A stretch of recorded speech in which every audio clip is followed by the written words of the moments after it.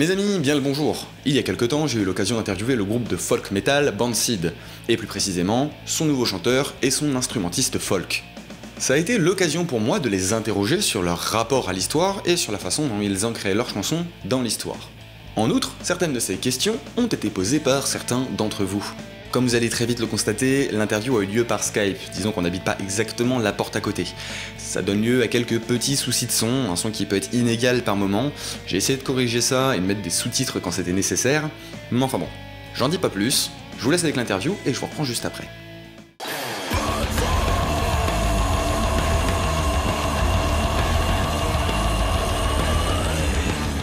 Du coup, je suis Corentin, je suis le chanteur de Band Seed depuis maintenant juillet 2019, à peu près dans ces eaux-là, cet été 2019. J'avais un projet musical avant ça, qui s'appelait Multiface. Ça faisait 4 ans qu'on faisait, 4 ans qu'on faisait des trucs, donc ça fait environ 5-6 ans que je chante et que je peaufine mes techniques. Et les inspirations, on dira ça après, j'imagine, vu que c'est la deuxième question. Je vais laisser la parole à Max. Merci. Donc moi c'est Max, je fais la partie folk du bazar.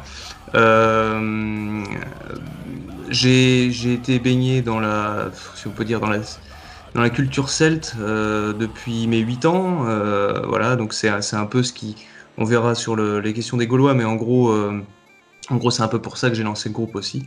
Le groupe, il a été, on va dire, opérationnel en 2015. On a pas mal cafouillé au début pour trouver un line-up stable. Et depuis 2015, il est à peu près stable avec des changements de batteur il y a 2 ans et un changement de chanteur. Donc là, Nico, tu as la palme, enfin voilà, tu as le nouveau chanteur, le premier interview du deuxième chanteur. C'est top, c'est génial, impeccable. Et donc Band Seed, pour résumer, pour faire vraiment très rapide, on s'est fixé tout de suite 3 objectifs. C'était de mélanger du death metal avec de la musique celte. Le deuxième objectif, c'était de pas faire de folk metal festif. on voulait pas faire de folk metal taverneux. Je sais pas trop comment on appelle ça, mais du trollfest, hein, des trucs en fait qui sont des sonorités qui sont là pour des trucs qui s'approchent du pirate metal ou vraiment c'est du fiesta metal en fait. Ouais, ou du chanson à boire. On voulait vraiment faire quelque chose d'un peu plus dark. Et la troisième chose, qui est peut-être même la plus importante, c'était de parler des Celtes dans une période historique bien définie. Voilà.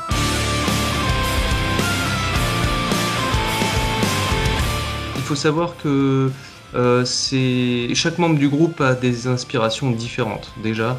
On n'est vraiment pas tous accordés pareil entre guillemets. Ça va enfin moi qui écoute de la musique traditionnelle, j'écoute également du métal, du metalcore, du death metal. Mais par exemple le batteur, il est à fond dans le prog, il écoute plutôt du Opeth, du Drum Theater. Et toi Coco, t'es à 180 degrés, t'es dans le black metal. Alors vas-y, voilà, ouais, c'est bon ça. Ah oui, non, c'est sûr que depuis en fait que moi je suis arrivé du coup en juillet, en fait c'est la crainte que j'avais en fait, parce que mes inspirations changent totalement, genre du tout au tout avec ce que les gars écoutent et la vision qu'eux ils avaient en fait du truc. Moi faut dire que pendant très longtemps je viens du milieu qui est surtout slam, très underground, et death vraiment ultra underground, qui est une scène très élitiste et c'est des gens très cons. Et Bam. Et en fait, pendant très longtemps, moi j'ai dit le folk c'est du pipeau de racard, qu'est-ce qu'on s'en bat les couilles, lol, tire le tutu à les storms. Moi j'ai toujours dit ça en fait. Et ce que j'ai dit aux gars la première fois que j'ai entendu Band Seed, déjà j'étais en mode ah, il y a peut-être pas que des conneries en fait dans le folk. J'ai découvert des groupes genre Svarsot, Known Tursa, qui est une espèce de deathcore folk qui est magique.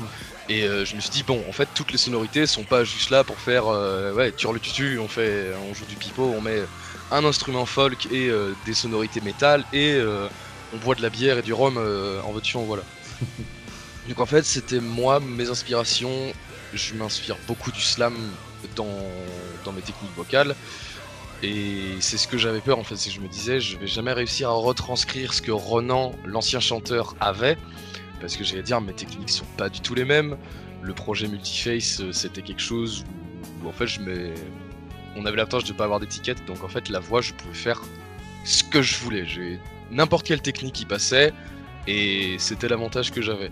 Là, la dernière piste qui a été écrite, c'est Anarios, où en l'occurrence j'ai eu carte blanche sur l'écriture des paroles et le choix des techniques vocales. Et on voit que ça prend une toute autre tournure que ce que Ronan, par exemple, pouvait avoir fait sur le premier album et Killed, où je mets énormément de voix qui sont très gutturales, très, très gras et très... de là à caler quelques... juste à un moment qui me fait tout le temps marrer, juste sur un break, je me dis bah là c'est marrant parce que ça fait pom pom. Je connais ces trucs là, hein, les gars, moi j'ai le droit. Et la deuxième partie de la chanson, je laisse parler le côté totalement black metal et des fry screams très très aigus, très très perçants quoi, qui sont typiques du black metal. Après et en fait le futur du groupe, c'est ce que je leur disais. Je dis, il y a sûrement, vous allez... Maintenant, Killed, c'est plus ce que l'accord général du groupe, c'est de se dire que le premier album, il est dépassé un peu. Et qu'il a mal vieilli, et que Killed ressemble plus à quelque chose que vous voulez faire et que vous voulez, atteindre. Et c'est ce que je disais, je dis que vous avez... Non, la voix aussi va changer drastiquement. Genre de là où on passait d'un groupe de folk plus traditionnel à la Mornibone ou quelque chose comme ça, on va se pencher sur quelque chose qui est plus Varsot par exemple, où c'est vraiment des sonorités death metal et un truc plus gras quoi. Tu le fais bien. Oui, bah. C'est mon travail, monsieur. Tu vois, Nico, pour résumer, en gros, c'est vrai que nos inspirations, elles sont vraiment diverses quoi. C'est vraiment le grand écart. C'est tout ce qu'on peut retrouver dans le métal. Moins dans le folk. Dans le folk, on est plus sur de la musique. Folk, hein, c'est pareil, c'est un terme hyper généraliste, hein, comme le terme métal. Dans le folk, on est plus sur de la musique celtique, irlandaise et bretonne. Par contre, dans le métal, on est vraiment, on a le panel qui est extrêmement large, quoi.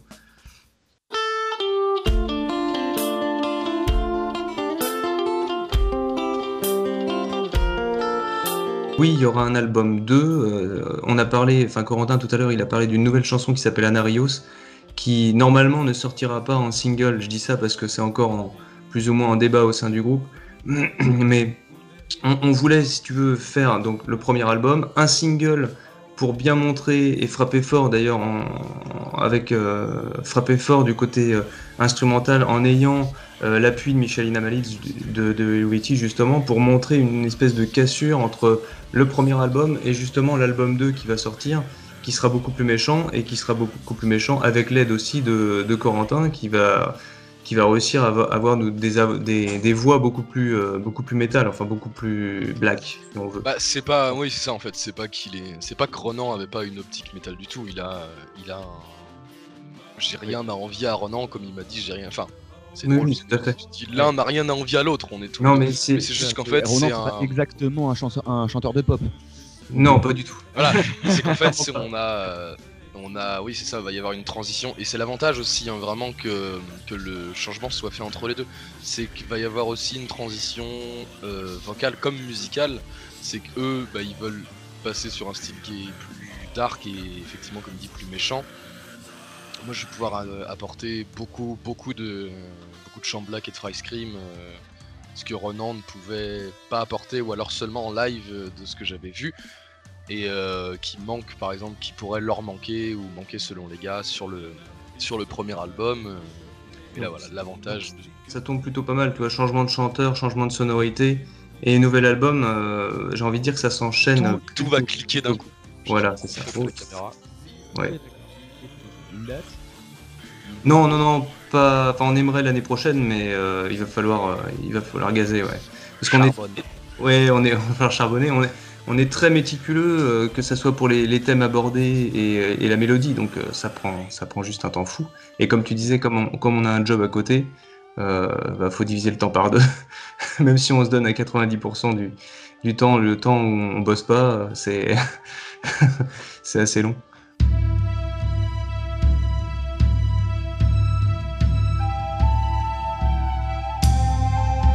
du coup, ouais, comme je te disais, moi je suis tombé dedans étant petit, hein, c'est le cas de le dire, avec Astérix forcément aussi. Avec la musique traditionnelle également, puisque j'ai commencé très jeune. Il faut savoir que quand tu parles de musique traditionnelle, chaque musique a un titre, forcément. Un titre en breton, un titre en gaélique, etc., qui évoque quelque chose, une histoire, une légende, ou quelque chose qui s'est passé sur le sol sur lequel cette chanson a été composée. Et donc j'ai envie de dire, et j'espère que chaque musicien qui pratique cette musique traditionnelle fouille un peu derrière ce titre et va chercher un petit peu qu'est-ce qui s'est passé et pourquoi est-ce qu'on a composé cette chanson-là. Donc déjà dans ça, il y a une espèce de recherche. Et ensuite, tu t'aperçois vite qu'en creusant dans ces choses-là, tu tombes vite sur les Celtes et les Gaulois, indéniablement. Et donc c'est devenu une passion. Alors c'est vrai qu'Astérix a été la porte ouverte, on va dire, et puis derrière il y a cette musique-là qui me hantait et qui a fait en sorte que je tombe dedans. Et donc bien avant Band-Seed finalement. Band-Seed, ça a été vraiment le leitmotiv. On fait du folk metal pour parler de ça, pour parler des Gaulois. Et grâce à Band-Seed, j'ai pu augmenter mes connaissances. J'avais, on va dire, des notions. Et derrière, j'ai lu plus de bouquins, je suis allé rencontrer plus de gens. Et j'espère avoir, on va dire, influencé mes petits camarades et contaminé un petit peu tout le monde. Voilà, donc c'est quelque chose qui me tenait à cœur et j'avais vraiment envie d'en parler. Surtout que, et ça tombe bien, tu vois, que tu nous as invités sur ta chaîne, parce que je pars du principe que le métalleux est forcément curieux. C'est des gens qui sont vraiment ouverts, sans cirer les pompes à qui que ce soit. C'est des gens qui cherchent à savoir des choses. Les gens qui sont fans de quelque chose vont forcément... On parlait des fans de Sabaton, je sais plus quand, la semaine dernière. C'est des gens qui vont vraiment savoir, qui veulent aller chercher. Ouais, ils vont aller trouver dans les paroles des faits historiques, ils vont se renseigner sur la question, ils vont essayer de savoir si Sabaton les mitonne ou pas. Et voilà, donc c'est tout ça, c'est un public qui est, je pense, qui est demandeur de ça, clairement. Et toi, Corentin, t'as un intérêt particulier pour l'histoire? En fait, l'intérêt particulier, effectivement, comme Max le dit, je pense que le métalleux est quelqu'un de très curieux en règle générale. En fait, moi, je sais que j'ai toujours été de base passionné par énormément de sujets et c'était le grand dame de mes parents lorsque j'étais plus jeune, c'est que je voulais absolument toutes les encyclopédies, lire tout ce qui bougeait, les trucs sur les dinosaures, l'astronomie, tout. Mais j'ai jamais focalisé vraiment sur des sujets en particulier. Et je me rends compte en écrivant des trucs avec Band-Seed et en lisant, parce que si certains gens suivent la page Facebook, Max écrit souvent des articles et tu te promènes un peu à gauche à droite et tu relates là où tu vas et les histoires de là où tu vas. Ou en écrivant par exemple pour la dernière compo qu'on a écrite à Marios, où en fait on en a parlé quand j'en parlais et tu vois, c'est des trucs tout cons, mais quand t'écris une chanson, tu te dis là par exemple, qu'est-ce que tu dis? Est-ce qu'ils avaient un dieu? Est-ce qu'ils étaient monothéistes ou polythéistes? Parce que juste tu sais en anglais le fait de mettre un S ou pas, tu changes la prononciation d'un mot, tu changes même des verbes et tout ça. Et au fur et à mesure, juste de parler de trucs, mais tout con comme ça, juste sur le dire, ah mais ils en avaient un ou plusieurs dieux, et c'est là où tu m'as parlé de Toutathès, et du coup, et qu'on disait, Toutathès, en fait c'est un dieu, c'est l'entité Toutathès, et non, c'est toutes les entités, ou ce serait par tous les dieux justement, et non pas par le nom de ce dieu. Le dieu de la tribu, ouais. Ah, et après où tu me disais qu'il y avait des trucs qui sont plus localisés, le dieu de la forêt, le dieu des montagnes, en fonction d'une localisation d'un village, d'une tribu, le dieu en l'occurrence ça changerait de culte plus ou moins.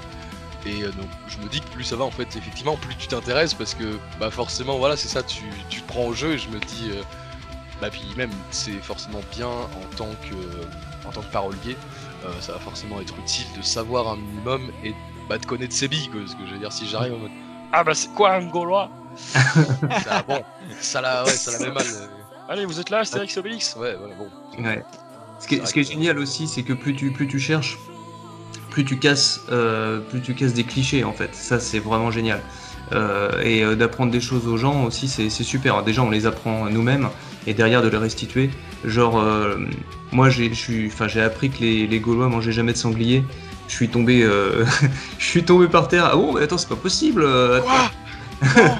On voit très bien qu'Obélix, il en bouffe au petit déjeuner. Donc, mais c'est plein de petits exemples comme ça qui font que, bam, on casse des clichés et c'est vraiment très sympa, quoi. C'est vraiment très sympa. Ça rend la recherche un petit peu pimentée, quoi.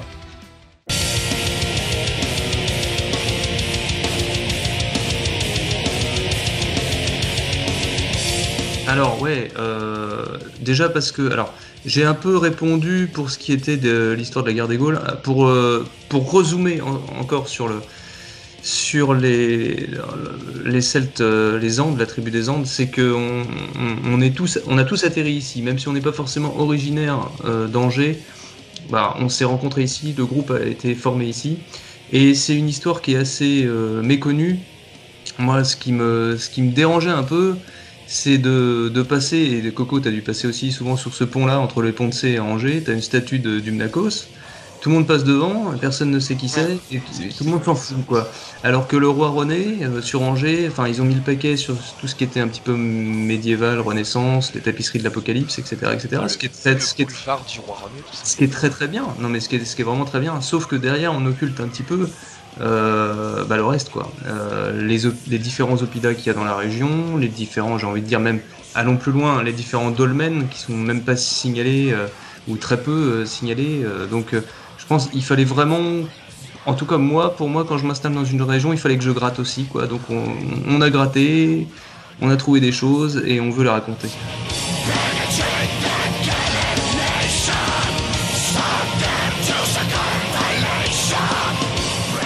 Moi, ce que ça m'évoque, c'est un peuple qui est malheureusement trop méconnu, qui est à l'opposé de ce qu'on pense. On pense souvent à des guerriers à poil, chevelus, plein de tatouages, qui courent tout droit en criant slogan.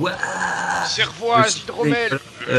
Alors qu'on n'est pas du tout là-dessus. On est sur des. Enfin, après, ça dépend de l'époque, mais la période dont on parle, là, la guerre des Gaules, c'est une bataille rangée, hein. C'est une armée contre une armée, en ligne, avec des cottes de mailles, des casques, des lances. On est à l'opposé de ce qu'on appelle la Gaule chevelue, quoi, des espèces de barbares, hein, on est sur des gens très cultivés, des savants, des politiciens, des druides, des artistes. Donc c'est vraiment ça qu'on voulait faire aussi, c'est essayer de casser justement cette image-là. Même si ça nous plaît bien d'être belliqueux et de boire des coups, ça nous empêche pas qu'on peut être affiné et porter de la soie et être élégant, avoir une fine moustache. Arrête de te la péter, c'est bon, hein. Oh, c'est bon, ça va.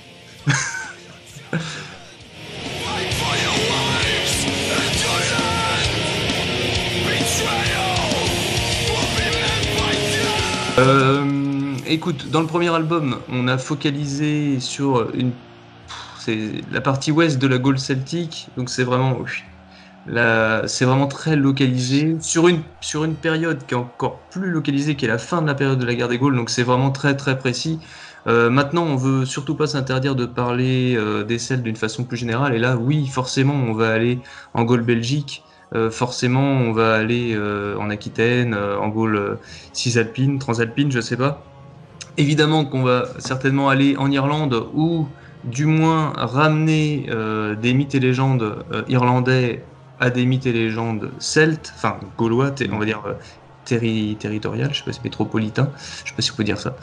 Voilà, donc non, on se ferme pas la porte. Pour l'instant, effectivement, on parle de celtes français, même si j'aime pas trop le terme, on va dire sur le territoire de la Gaule celtique, et ensuite on ouvrira plus large, ouais.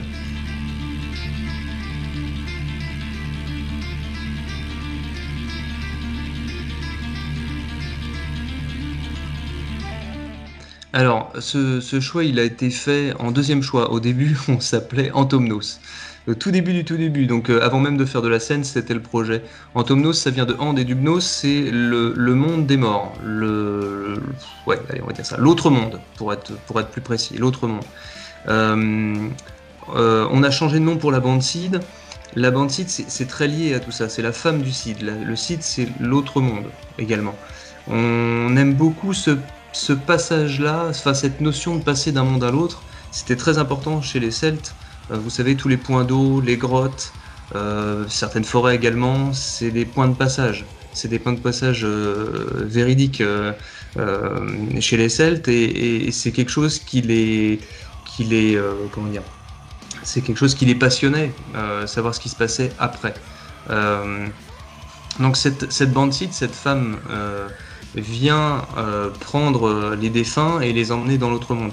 Cette femme-là, on la retrouve un peu partout. Alors là, j'engage mes convictions propres, parce que là, je sens que je vais me faire tacler par « Ouais, non, c'est pas du tout la Dame Blanche, etc. » Pour moi, on y vient, mais on y vient doucement, en passant par les légendes arthuriennes, en passant par le Moyen-Âge avec les sorcières, et on la réutilise à l'infini, parce que cette femme-là, elle est proche de nous, quoi. Quand je parle des légendes arthuriennes, on voit bien, par exemple, dans Morgane, c'est une femme qui va emmener Arthur sur l'île d'Avalon, donc on a ce transit-là. Dans le mot Guenièvre, vous avez Guenièvre en gaélique, ça veut dire blanc fantôme. Ça parle tout seul. Donc en fait, tout est lié comme ça, de la base celte vers une potentielle dame blanche, ou en tout cas un monstre ou une figure mythique actuelle. Moi, je trouve, franchement, pour un groupe de folk, je trouve ça vraiment très bien, parce qu'on lie le passé avec le présent de façon assez légère. Donc c'est juste ce qu'il nous fallait, je pense.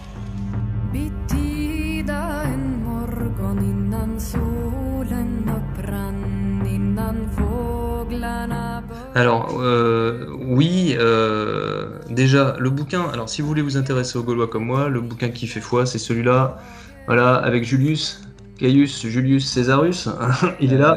C'est La très guerre flouté, la guerre des Gaules, Attention, ouais. parce que vu que t'as mis ta caméra floutée, ça.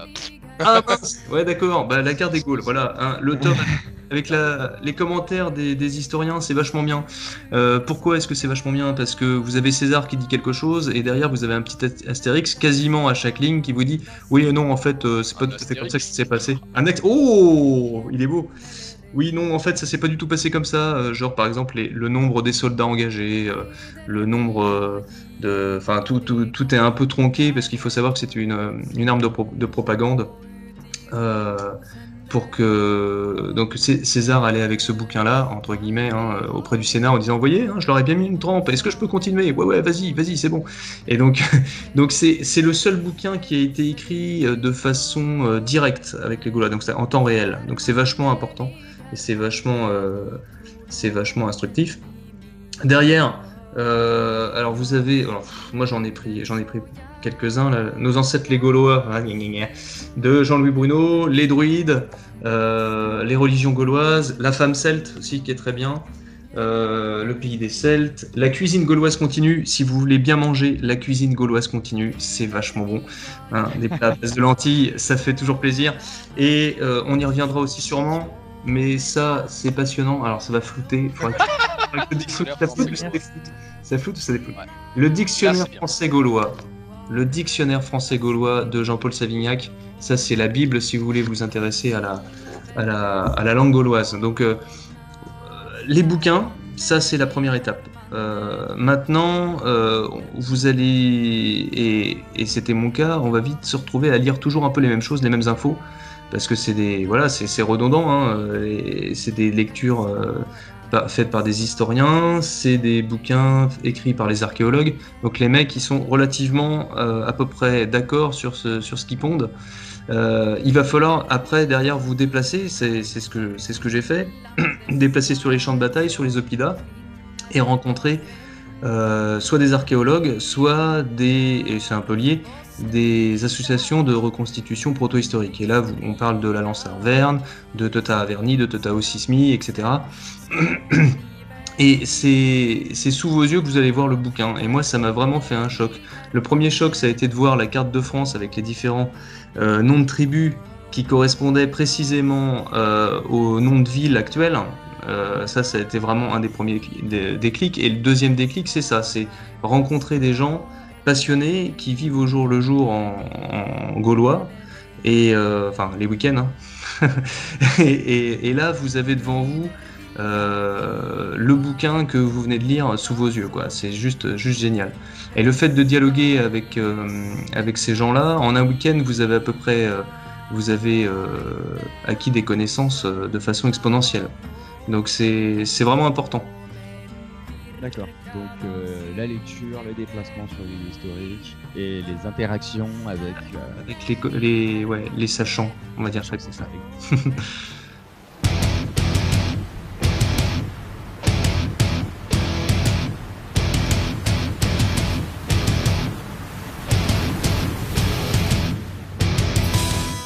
Très bonne question. Respecter les sources à la lettre, on l'essaye. Maintenant, pareil, dès le début, on s'est dit, à la manière un petit peu de... je vais citer le grand patron Alexandre Astier, mais c'est pas tout à fait ça. C'est à la manière peut-être même de C'est pas sorcier. C'est rendre sexy quelque chose qui est pas forcément très abordable. On a décidé très rapidement d'incorporer un personnage fictif dans l'histoire qu'on voulait raconter, pour rendre la chose, je veux dire, c'est le mot sexy, un peu plus sexy, un peu plus facile aussi. C'est pas évident enfin moi ça me mettait mal à l'aise de faire parler Vercingétorix, enfin voilà, qui je suis pour faire parler Vercingétorix, clairement, quoi. Donc faire parler un personnage fictif et lui faire dire des choses qu'il est en train de voir sous ses yeux, c'est déjà plus facile, parce que déjà on peut s'appuyer sur l'environnement, ce qu'il voit, et ça on le connaît, on fait des recherches là-dessus, et ça reste quelque chose d'assez fluide en fait. Donc respectez-vous ces sources à la lettre, pardon, oui, en termes d'environnement. Maintenant on va un peu la biaiser en incorporant quelqu'un de fictif dans l'histoire. Donc c'est presque un roman historique, même s'il n'y a qu'un seul élément variable. Pour la deuxième question, je sais plus, c'était Loki. Alors écoute, pas vraiment, puisqu'on suit la trame de la guerre des Gaules, donc ça on la réinterprète pas, c'est-à-dire que c'est un tapis roulant, quoi. On met juste un personnage dans le tapis roulant et on défile avec. Donc en essayant le moins possible c'est pas évident, hein, mais de moins bousculer les choses. Voilà.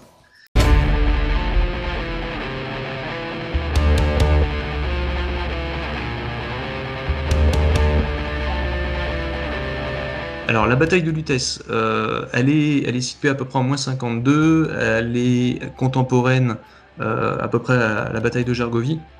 On voulait être plutôt, comme je te disais au début de l'interview, plutôt sur la fin de la période de la guerre des Gaules, et c'est le cas. Pourquoi ? Parce que nous, si on reste sur notre ligne de conduite et si on veut parler de Dumnakos et de sa rébellion post-Alésia, donc 1 an après Alésia, il faut pas qu'on soit trop au début de la guerre des Gaules, sinon on va avoir énormément de choses à raconter avant d'arriver à notre objectif final, qui est cette révolte du peuple angevin finalement, et du peuple de l'Ouest, mais on y reviendra peut-être plus tard. Donc c'est pour ça nous faisait un élément clé qui n'était pas forcément Gergovie, parce qu'à l'époque je manquais de renseignements là-dessus. J'y suis allé par la suite pour plus me renseigner, et voilà, donc là c'était le point d'ancrage. Après, je ne sais plus ce qu'était ta question.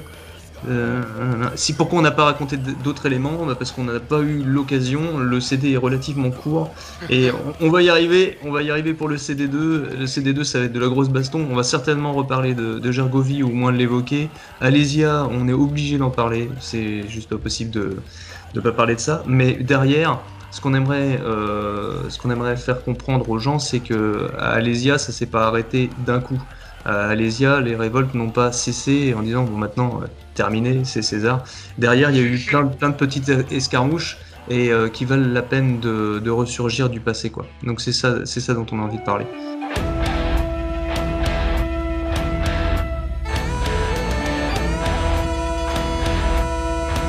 Brandounos, qui veut dire le corbeau sombre en gaulois, ouais, on a trouvé un nom qui claque.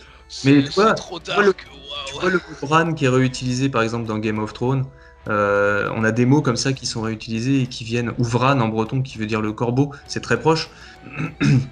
Donc oui, effectivement, c'est ce Bran sombre là qui fait ce fil rouge et qui nous permet de tout lier.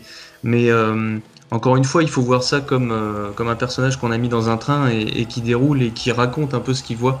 Ça a été plus facile pour nous de parler comme ça plutôt que de faire parler des personnages historiques comme... D'ailleurs, on dit Vercingetorix, on dit pas Vercingetorix. Je tiens à préciser parce que je vais me faire latter.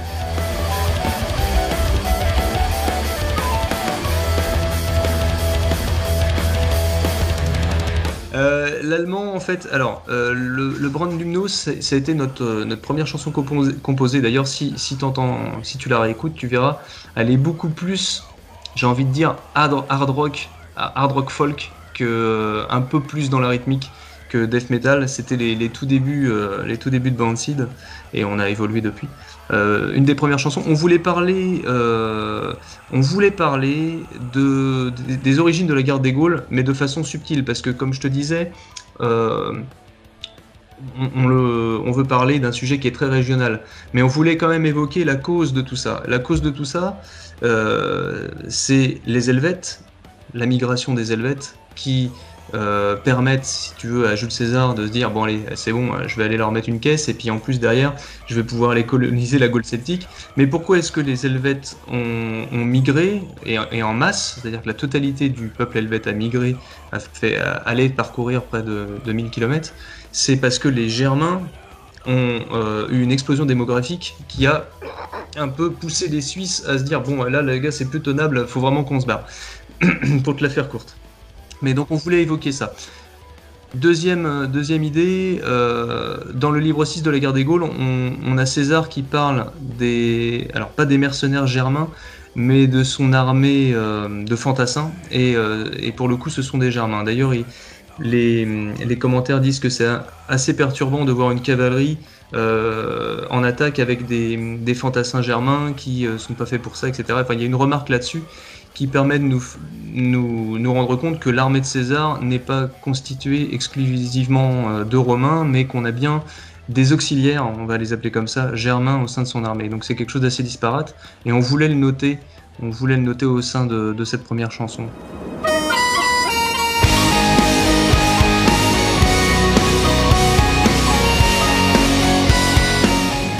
Va encore être flouté. Effectivement, ça, j'ai envie de dire, c'est passionnant à bouquiner. Par contre, c'est une langue qui est très lacunaire. C'est des mots. Il y a quelques phrases qui existent, mais globalement, c'est des mots, et derrière, c'est à nous d'essayer de tricoter pour en faire des phrases. Donc, pour le premier album, c'est du Bandseed pur jus. C'est une évocation de ce que pourrait être une langue gauloise, avec, j'imagine, beaucoup de lacunes, mais ça nous tenait à cœur, voilà, d'engager cette langue-là sur un terrain qui est le terrain du folk metal. Donc c'est très lacunaire et c'est loin d'être parfait pour ce qui est du premier album. En revanche, pour Kill by Your Scream et pour l'avenir, pour Anarios et pour l'avenir de Bandseed, on a eu la chance d'être contacté par un de nos fans qui fait partie d'une tribu de reconstitution protohistorique italienne, qui lui est vraiment spécialisé dans la langue gauloise et qui travaille d'ailleurs, tu vas dire on est encore lié avec Helluvaity, mais qui travaille avec le parolier d'Helluvaity qui s'appelle Edward Hadfield, qui lui fait des thèses sur la langue gauloise. Enfin il parle gaulois depuis qu'il a 14 ans, pour faire très court. Donc là du coup, quand l'option s'est présentée, on a sauté dessus, et ce qui est génial, c'est qu'on peut dire des choses beaucoup plus précises, on est beaucoup moins bloqué par le vocabulaire et par l'orthographe, etc. Donc c'est vraiment un confort incroyable d'avoir cette personne-là. Ça nous permet de mieux nous concentrer sur l'histoire et d'avoir ce gars-là en renfort pour tout ce qui est linguistique. Donc c'est juste parfait. Pour les prochains albums, ça sera beaucoup plus rigoureux, et c'est tant mieux.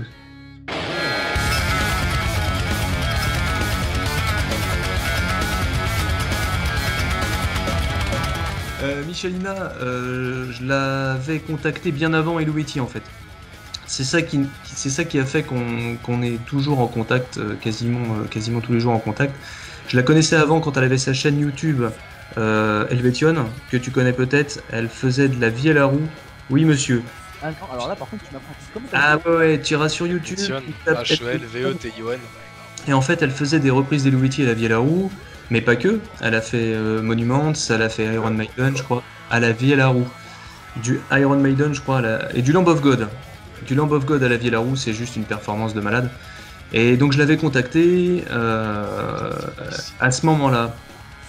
Et ce qui s'est passé, c'est qu'au moment où Helvetii s'est séparé de sa violiste Anna Murphy, hein, quand ils ont eu un bon grand changement de line-up, j'ai contacté cette Michalina et je lui ai dit, tu vas voir, à tous les coups, c'est toi que le chanteur va choisir pour venir dans Helvetii. Et elle m'a pas cru, elle m'a dit, bah non, tu déconnes et tout, c'est pas possible. Et 2 semaines après, je reçois un message, elle me dit, bah ça y est, je suis dans le tourbus, t'avais raison, etc. Donc ça a créé des liens, quoi. C'était assez barge, mais moi j'étais certain, si tu veux, entre guillemets, sur le marché des gens qui faisaient de la vie à la roue. Pour moi, c'était évident que elle a un niveau de malade. C'était forcément elle, quoi. Elle connaissait déjà les morceaux, donc pour eux, c'était sûr qu'ils allaient la choisir. Donc ça, c'était le premier coup. Donc on est resté en contact vis-à-vis à l'issue de cette histoire-là. Et dès qu'on a sorti l'album, quelques semaines après, elle nous contacte et elle nous dit j'ai beaucoup aimé l'album, mais c'est un peu justement ce qu'on reproche à l'album, c'est un peu mou, ça manque de patates, etc. Et ce que je vous propose, c'est que mon fiancé, qui s'appelle Piotr, qui fait de la guitare chez Neverfell, vous mixe, vous envoyez une piste, il fait le taf, et puis comme ça vous allez voir, il gère vraiment. Donc lui, il avait déjà mixé Neverfell, on est allé voir 2 minutes, on fait ok, c'est bon, c'est exactement ce qu'on veut faire. Donc on lui a envoyé une piste, il nous la renvoie, et c'était juste génial. Et quelques semaines après, parce qu'elle était en tournée pendant ce moment-là, quelques semaines après, elle nous renvoie un truc, elle fait j'ai écouté votre piste, c'est génial, il y a moyen que je joue dessus, quoi. Voilà, ouais, il y a moyen, ouais, bon, ça nous dérange un peu, mais bon. C'était évident. Comment tu prends trop la grosse tête à ce moment-là? Oui, non mais tu vois. Et parce que non seulement on est fan d'Helvetii, mais on est aussi fan de la personne qu'elle est. Cette Michalina, elle est hyper. Elle est exactement. Je veux dire, elle représente exactement ce qu'on veut représenter, c'est-à-dire qu'elle a énormément de valeur et elle arrive à mixer avec des instruments anciens, elle arrive à faire du métal moderne, quoi. C'est juste hallucinant, quoi. On est très liés avec elle vis-à-vis de ça, quoi. On se comprend complètement. Et regarde, hein, du Lamb of God à la vie à la roue, franchement. Oui, j'imagine ça vaut le tour.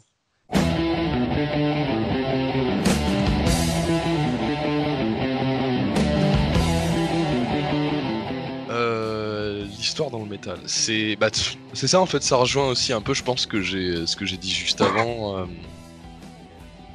Comment merde juste avant, il y a 1 heure, tu sais, rapport au putain, je perds mes mots, au genre et au sous-genre qui est vraiment lié à ce que aux périodes de l'histoire que tu vas essayer de l'image que putain, il y a des mots que je trouve en anglais mais pas en français, convey, tu vas essayer de glisser quelque chose que tu vas essayer de glisser dans tes chansons. Et tu vois, par exemple, et comme on disait, Sabaton, des trucs comme ça qui sont très très basés histoire, genre Primo Victoria, toutes ces conneries-là. Enfin, c'est vraiment des trucs qui sont utilisés. Les mecs utilisent la musique pour pour raconter. C'est presque un cours mais interactif en fait. Et c'est ça qui est bien, c'est il n'y a pas que les groupes de folk et tel groupe qui veulent juste se dire bah en fait de l'histoire c'est bien. Ou je pense par exemple à Iron Maiden pour The Trooper qui parle je sais plus de quelle guerre. Le poster derrière, il n'a pas intérêt à se louper. Hein. Ah bah oui. Il parle de russe, il me semble. Dans les paroles, il y a un truc avec. Regarde ça, moi j'ai. Hop, The Trooper lyrics, tu vois, tu fais ça, tu fais genre. Voilà, pendant que les Russes tirent une autre salve, et en fait, voilà, on face les armes russes. Et tu vois, Iron Maiden, bon, normalement, eux, ils ont juste, tu sais, leur Eddie, c'est notre Bran, ou vice versa, tu vois. Où ils ont leur personnage fictif à eux, leur mascotte plus ou moins, même si nous c'est pas techniquement une mascotte parce qu'on va pas mettre Bran sur toute notre pochette en mode et ça c'est l'égérie Bandseed, elle est belle, genre enfin c'est pas notre faire valoir, tu vois. Alors, la gueule, je vois bien Bran Stark moi dans son fauteuil roulant. Comme je suis le roi. Genre, et non, je pense que ouais, effectivement l'histoire est beaucoup utilisée dans le le métal, et même s'ils l'ont fait autrement, genre la musique, vraiment, de façon générale, je pense que ça a une grande, il y a une grande partie historique qui se rattache à la musique, et les deux sont intimement liés, je pense. Parce que il y a la musique des époques, dit beaucoup de choses sur la dite époque, en fait. Bah moi, écoute, je trouve que de toute façon, c'est une bonne chose d'avoir de l'histoire dans du métal, étant donné que le public est de toute façon curieux. C'est juste logique en fait. Que ça soit le Moyen-Âge, la Renaissance, les pirates, les Gaulois, tout ça, même si c'est juste évoqué, même si c'est juste un petit coup de pouce, même si c'est juste un costume sur scène ou quoi que ce soit. Et ben c'est là pour nous susciter de l'intérêt, pour nous questionner et nous dire ah ouais, attends, il faut qu'on creuse là, il y a quelque chose, pourquoi ils sont comme ça, est-ce qu'ils sont vraiment déguisés, j'allais dire le mot déguisé, attention, costumés, je vais me faire taper dessus. Tu couperas, parce que là sinon moi je suis mort, la maison va sauter. C'est fini, t'es grillé. Ça va, tu déménages dans pas longtemps. Ouais, c'est ça. Athos, les gars. Toi. Mais non, c'est super, c'est vraiment génial. Il en faut plus que ça, même des gens qui racontent l'histoire.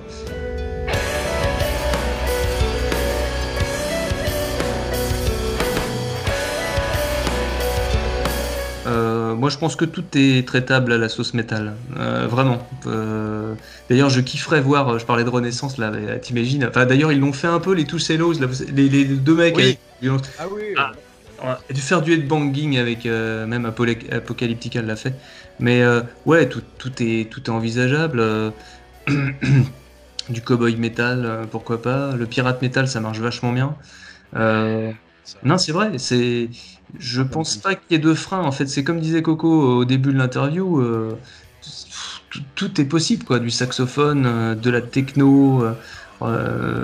Des rythmiques un peu space, tu vois, le gent, c'est vraiment des rythmiques un peu bizarres aussi. Ça passe, quoi. Les mecs, ils ont une base de jazz, ça passe. Voilà, c'est un public qui est tellement ouvert que voilà, tout peut passer, quoi, clairement. Après, ouais, c'est ça, ça dépend ce que tu considères métal. C'est si on prend le métal genre en mode dans le sens musical ou en mode oh putain c'est trop métal, il lui a arraché la tête, lol. Ouais, dans ce cas-là, je pense que par exemple les Gladiateurs c'était grave métal de ouf, quoi. Genre. Ouais, sinon Louis XVI et les décapitations, ça c'est métal, mon gars. C'est métal, ouais. Mais non, sinon c'est ça. Si tu prends vraiment le truc strict, tu dis Bah non, le métal, c'est les années 60. oui. Ou évidemment tu te dis bah de toute façon plus on avance, ça se trouve plus on va aller dans le métal, hein, qui sait genre. Oui. Alors, vous en avez pensé quoi? Si cette interview vous a plu, n'hésitez pas à me le dire en commentaire. Si j'ai l'occasion d'interviewer d'autres groupes toujours liés à l'histoire, croyez-moi que je vais pas me gratter. Si ça vous aura donné envie d'écouter encore plus de Bandseed, je serai satisfait. Je tiens à remercier particulièrement Max et Corentin pour le temps qu'ils m'ont accordé, c'est vraiment deux personnes super cool et l'interview était super chouette. Sur ces bonnes paroles, moi je vous fais des bisous et à très vite.